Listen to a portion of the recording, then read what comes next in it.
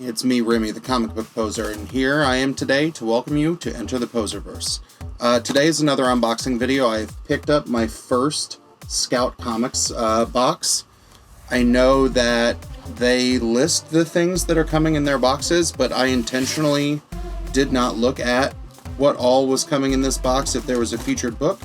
I just saw the price on it, which I can't remember what it was, and I'll put it on the screen somewhere here. I'll find a spot to put it. So we'll see if it's worth it. I decided to go with the Scout Comics box because I am looking for new publishers to get into, and I only have a couple of Scout Comics titles in my collection. So I've been looking to kind of expand. The things that I've gotten have been from my Comic Tom boxes. I think I've picked up one or two Scout titles in a, dollar bin sale or something like that, or I've had a couple of show up as filler in a mystery box that I've gotten. So needless to say, I'm excited to kind of check out what's in this box and really get into a new to me publisher.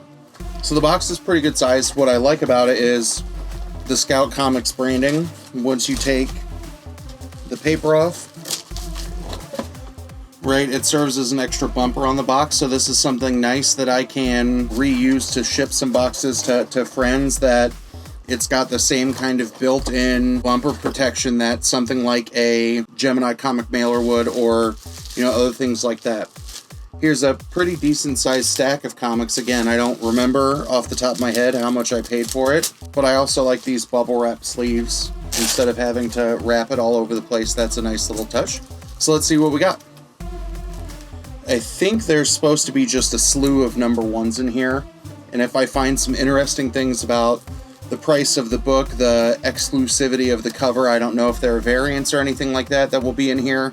But I'll also add that information. First one we get is Schmalke and Lynch's Murder Mob Broken, Beaten, and Buggered #1. So the cover's pretty cool, and it says up there under the #1 that this is the Psycho Vision variant. So I like that you get, two people fighting off like a horde of zombies or something, right? And it looks like they were pretty successful in laying that beat down on them, because those don't look like things that are actively attacking him. It looks like things that they have just finished beating up. The next #1 is Yasmin #1. It's by Saif Ahmed and Fabiana Mascolo. From the title, I'm going to guess that this is some kind of journey of escape to a better life, because if you see this, right, the young woman, I'm going to assume that that's Yasmin, is in, like a high school or college hallway.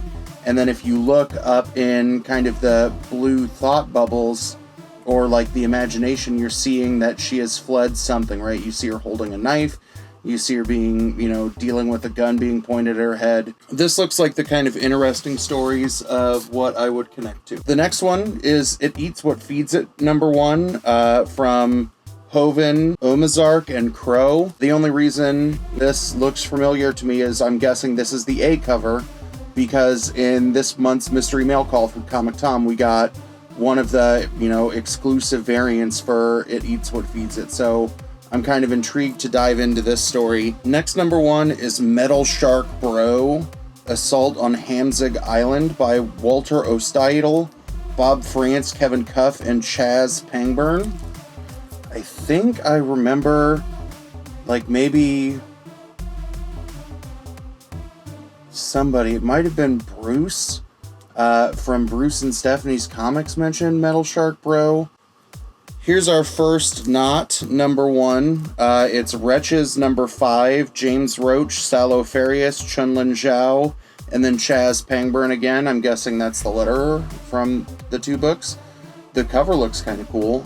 This is a story that I've at least heard of, or I've seen kind of pop up on previews and things like that, and I don't know why it's not been on my radar, but I like how you're seeing almost cyberpunk style body modifications. You're seeing, someone who looks kind of like Cyborg here at the top with a half robotic face. You're seeing a woman who's bound by electrical wires and things like that. Y'all know that I already like titles that have profanity in the title. So this is Shit Show. It's labeled as an ash can, and while it's not the size of a traditional ash can book, right, which will be, you know, like that big, it'll be smaller. This book does definitely look thin, that it looks like it's an ash can's length in terms of like maybe 4 pages.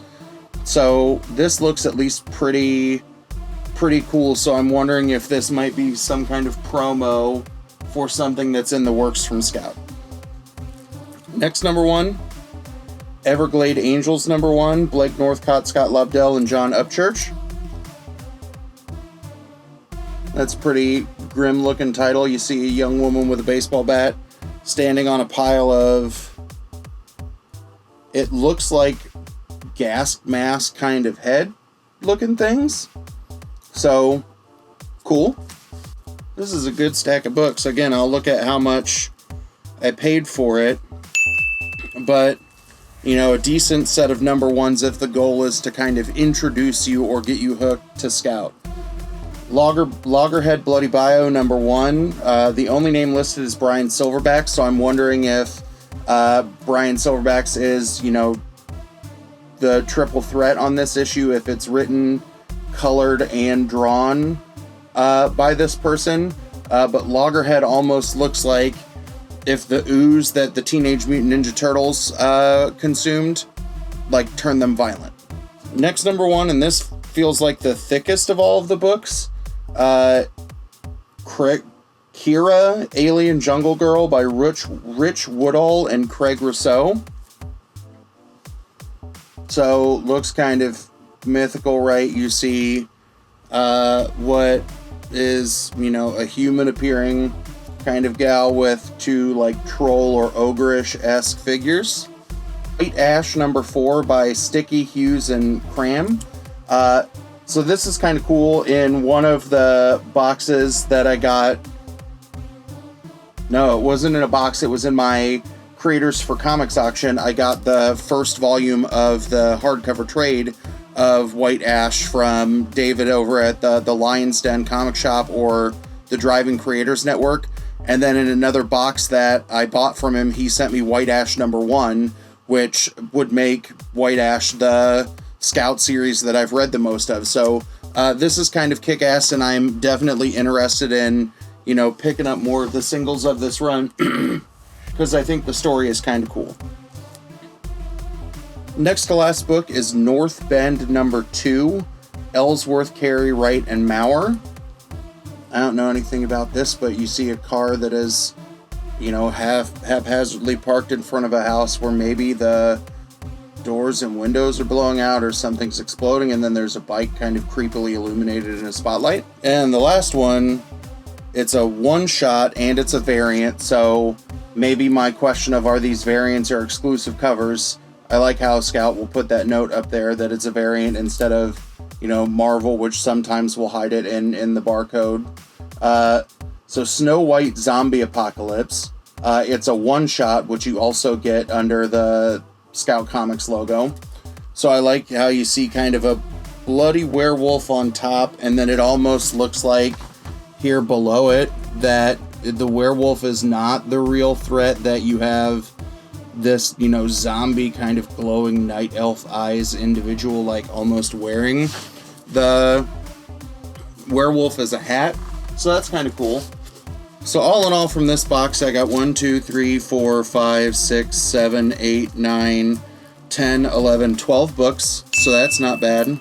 I'll calculate the value of what they're selling these books for on their website, or what I can find them through, you know, retailers or, you know, mycomicshop.com or Midtown, and see if I feel like this was a good bang for its buck. But in terms of if the goal of the box is to kind of hook you up with a bunch of different number 1s to then get you hooked to a series, I at least think this is a smart, effective way to get you introduced to kind of the breadth of things that Scout Comics does. With that being said, I'll post links in the bio or in the description. I'll try and post values and, you know, more information by the covers. But yeah, that's it. Thanks for stopping by, and have a good one.